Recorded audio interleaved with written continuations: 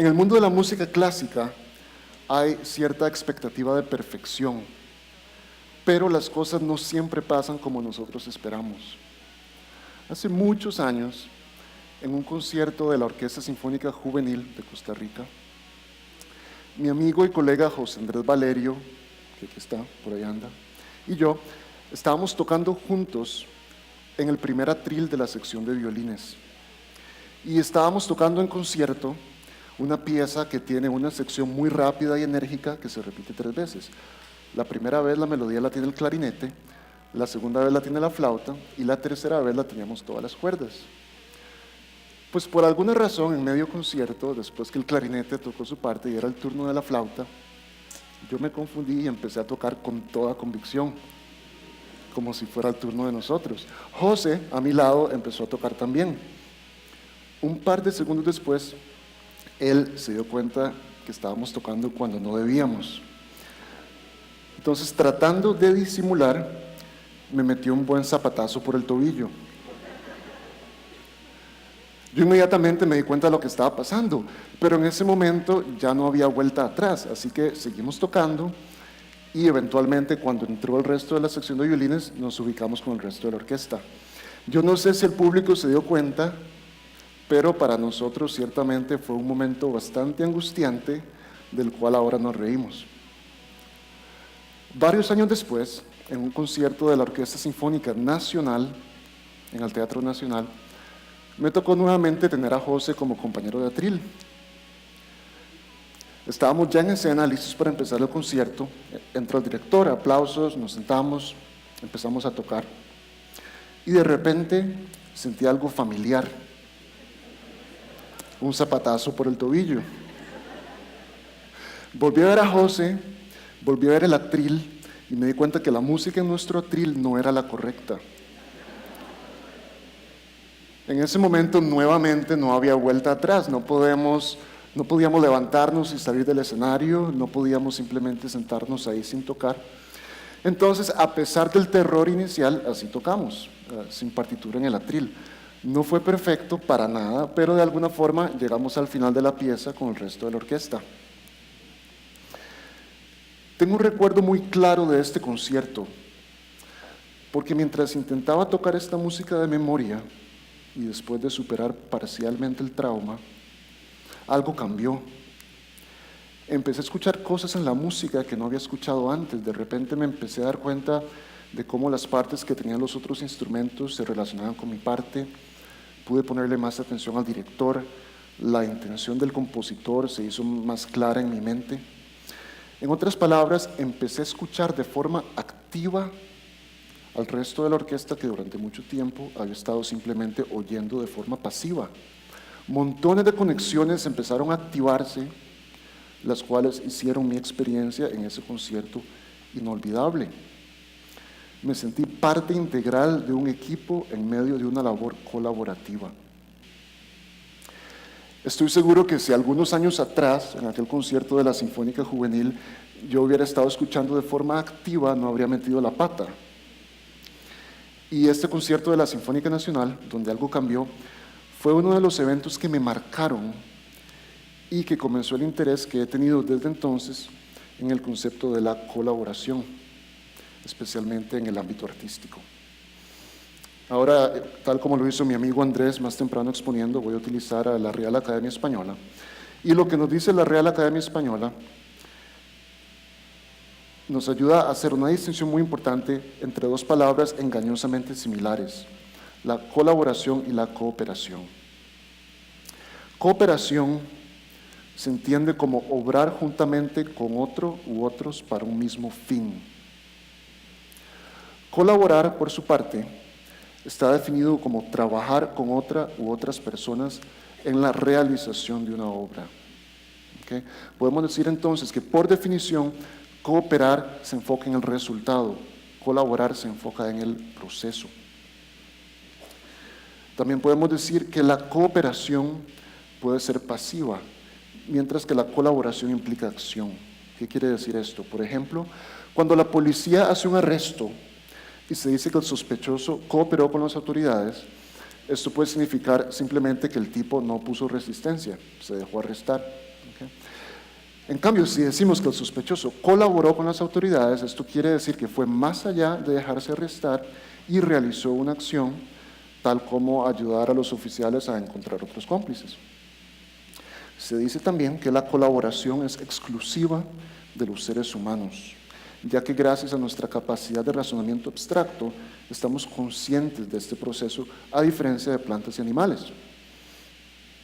Por ejemplo, cuando una manada de lobos caza un venado, no lo hacen porque les encanta trabajar en equipo y creen que mediante el proceso de caza crecen como individuos y como sociedad.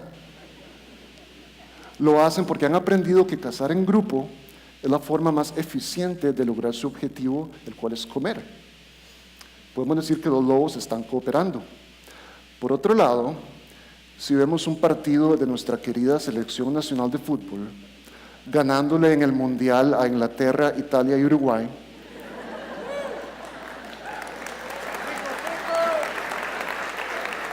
el equipo ciertamente tiene un objetivo, el cual es ganar. Eso esperamos, ¿no? Pero los jugadores y entrenadores están enfocados en el proceso. Técnica, estrategia, buenos pases, buenas llegadas, con un poquito de suerte, buena definición. Los miembros del equipo de fútbol están colaborando. Un ejemplo que han utilizado muchos escritores y oradores para referirse al concepto de la colaboración es el modelo de la orquesta sinfónica. Se han trazado similitudes entre cómo funciona una orquesta y cómo funciona o debería funcionar un negocio exitoso, y se ha ilustrado cómo cada persona tiene su parte individual y cuando se unen se crea un todo armonioso, etcétera, etcétera.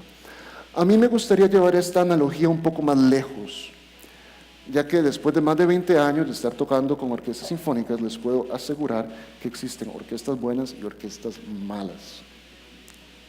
Me puse a pensar entonces, ¿qué es lo que marca esta diferencia?